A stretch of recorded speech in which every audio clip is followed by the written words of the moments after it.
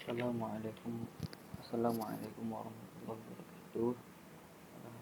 Perkenalkan, saya Muhammad Fadil Syahputra dan NIM 2023-31 akan menjelaskan tentang implementasi clustering daripada jurnal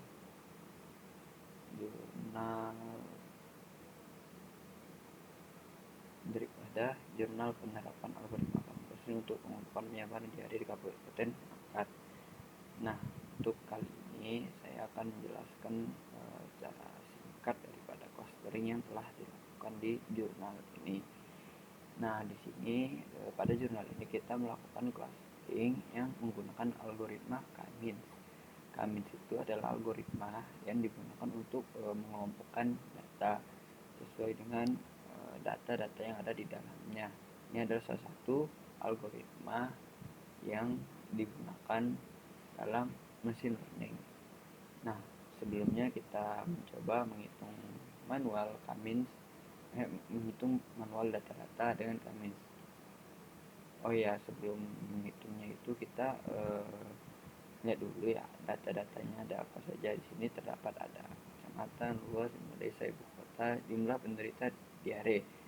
Nah, di sini kita pertama-tama kita mengumpulkan untuk mengumpulkan data, kita mengambil cuma dua, jumlah desa dan jumlah penderita diare. Nah, dikarenakan data di sini kebanyakan, jadi kita mengubah datanya dalam bentuk yang lebih kecil. Di sini jikalau jumlah desanya di antara 1 sampai 5 berarti ia akan masuk ke 1. Dan jikalau desanya ada 6 sampai 10 maka ia akan masuk ke 2. Dan jikalau 11 sampai 15 itu 3 dan seterusnya hingga lebih dari 25 itu 6. Nah, begitu juga jumlah penderitanya itu jikalau kurang atau sama dengan dari 1000 jiwa itu masuk 1, 1001 sampai dengan 5000 jiwa itu masuk ke 2 dan seterusnya hingga 20.000 jiwa itu masuk ke jumlah ke 6. Nah, setelah kita ubah data kecil, barulah kita pisahkan yang menjadi seperti ini. Kita urutkan data yang ini tadi menjadi seperti ini. Nah, ini datanya diurutkan menurut nama kecamatan. Nah, dan tiap kecamatannya terdapat ini maksud 2 dan 6. Kan misalnya Babalan nih. Nah, di sini terdapat Babalan itu ada 8 desa. Nah, jika 8 desa di sini termasuk ke 2 dan penderitanya itu ada 30.000. Berarti masuk ke 6. Nah, seperti itu 2 dan 6. Begitu juga yang Bahoro yang nomor 2 ini sampai seterusnya. Nah, untuk menggunakan algoritma K-means, pertama-tama kita menentukan jumlah cluster dan memilih centroid awal. Nah, untuk hitung manual ini kita memilih centroid acak. Nah, di sini saya menggunakan 2 buah cluster. Nah, yang pertama itu centroidnya itu 4 dan 6, maksudnya ada transformasi kecamatannya 4 dan transformasi jumlah penderitanya 6. Dan centroid yang kedua adalah 2 dan 3, yaitu kecamatan transformasi kecamatannya 2 atau jumlah desanya 2 dan transformasi jumlah penderitanya 3. Setelah itu kita dapat centroid, kita menghitung manual dengan rumus K-means clustering dengan menghitung jarak Euclideannya. Cara X, Y sama dengan, maksudnya X itu data yang dihitung, Y adalah centroidnya. Nah, itu sama dengan jumlah dari akar jumlah dari X1 dikurang Y1 pangkat 2. Nah, berarti akar dari seperti di bawah ini ada X1 yaitu 2 dikurang Y1 4 dipangkatkan 2 dan ditambahkan dengan X kedua yaitu 6 dikurang dengan 6 kita pangkatkan 2, kita jumlahkan. Setelah itu kita akarkan menjadi 2. Nah, maksud satu ini berarti X1, X-nya itu 1 berarti datanya yang pertama dan Y-nya 1 berarti centroid yang pertama. Nah, jikalau Y-nya 2 berarti centroid yang kedua, dan jikalau X2 berarti data yang kedua dan seterusnya. Nah, untuk melihat hasil akhirnya kita bisa lihat di Excel ini. Nah, setelah saya hitung. Nah, di sini ada 2, 3 untuk kalau X2 Y1 nya itu 0, X2 Y2 nya 3,6, X3 Y1 nya itu 2,8 dan seterusnya. Oke, seterusnya kita menentukan centroid baru. Nah, untuk sebelum kita menentukan centroid baru, kita harus menghitung hasil dari data yang telah kita buat. Nah, untuk menentukan hasilnya, kita melihat data yang terkecil dari klaster 1 dan klaster 2. Untuk data yang pertama, itu data yang terkecil yaitu klaster ke-1. Berarti kita menggunakan hasil yang pertama. Nah, untuk data yang kedua itu klaster pertama juga. Jadi, pertama juga. Nah, untuk data yang ketiga itu yang kecil adalah klaster kedua sehingga kita menggunakan hasil yang kedua. Nah, untuk menghitung klaster yang baru, itu menggunakan rumus seperti ini. C sama dengan sigma M dibagi N. Nah, apa itu C? C adalah centroid seperti sebelumnya. Nah, dan untuk yang M adalah anggota data yang termasuk dalam centroid tertentu. Itu misalnya di sini nih, dalam centroid pertama tuh ada data pertama, data kedua, data kelima, data ketujuh, dan seterusnya. Yang mana yang hasilnya 1 di akhirnya. Ada 15 data di sini. Nah, terus kita bagikan dengan ada N jumlah data. Nah, jumlah datanya seperti saya sebut sebelumnya adalah 15 untuk centroid yang pertama. Sehingga kita dapati di seperti ini. 2 tambah 4 tambah 2 tambah 3 itu diambil dari data yang telah dihitung nih. Nah, untuk data centroid pertama itu, untuk menghitung yang pertama itu kita menggunakan data yang transformasi kecamatan. Berarti transformasi kecamatan yang pertama. Nah, hasil pertama itu kita tambahkan dengan yang satu, semua yang satu. Karena nomor 3 ini 2 ya, jadi nggak usah ditambahin, kita tambahin yang satu-satu saja. Sampai ada 15 data kita jumlahkan, lalu kita bagikan 15, sehingga kita dapati 3,2. Begitu juga centroid pertama yang transformasi jumlah penderita, kita tambahkan. Di sini ada 6, 6, 6, terus ada data nomor 7 itu 5, ada 66, kita jumlahkan semuanya hingga semua yang hasilnya satu lah kita jumlahkan. Nah, sehingga kita dapatkan ini ada 8, ada 15 data juga ya harusnya. Kita jumlahkan, kita bagikan dengan 15 sehingga kita dapatkan 5,6. Nah, begitu juga dengan yang kedua. Kita jumlahkan semua hasil yang semua data yang memiliki hasil 2. Nah, di sini terdapat nomor 3, nomor 4, ada nomor 6, dan nomor 10, seterusnya. Nah, kita jumlahkan semuanya dan kita bagi dengan seluruh jumlah datanya, yaitu ada 8. Nah, hasilnya seperti ini.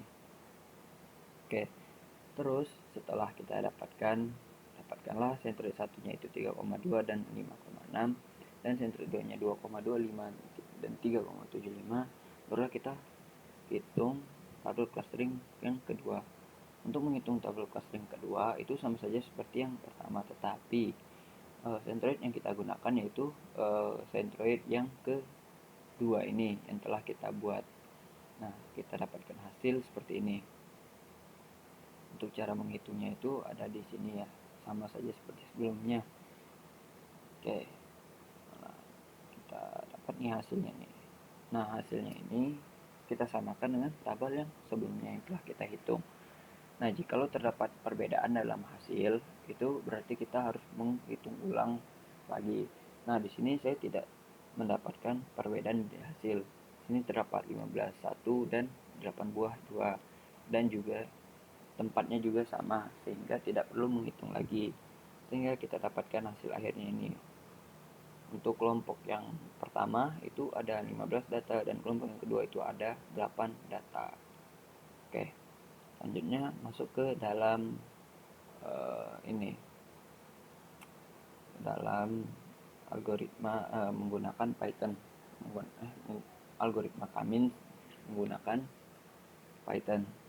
Seperti biasa kita gunakan ya NumPy, Pandas. NumPy ini untuk memanipulasi data dan Pandas untuk baca manipulasi, enggak, pandas yang untuk manipulasi data, dan NumPy yang digunakan untuk numerik seperti array dan lain-lain. Terus kita baca data tadi. Di sini saya menggunakan CSV ya, CSV saya bedakan. Yang ini kita menggunakan XLSX, tapi dikarenakan Python tidak bisa membacanya ya, jadi saya buat data baru yaitu CSV. Nah, kita dapat ini seperti yang tadi. Terus kita ambil data yang barunya, kita ambil cuman transformasi kecamatan dan transformasi jumlah penderita, karena kan kita tidak menggunakan kecamatan dan nomor.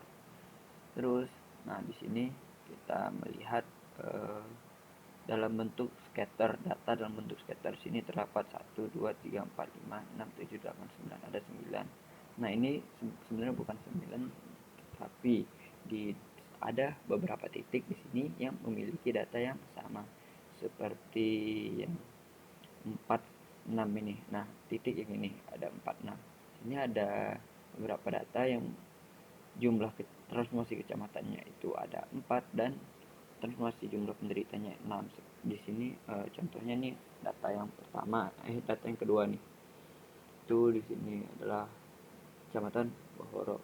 Terus ada juga nih yang nomor 15 nih.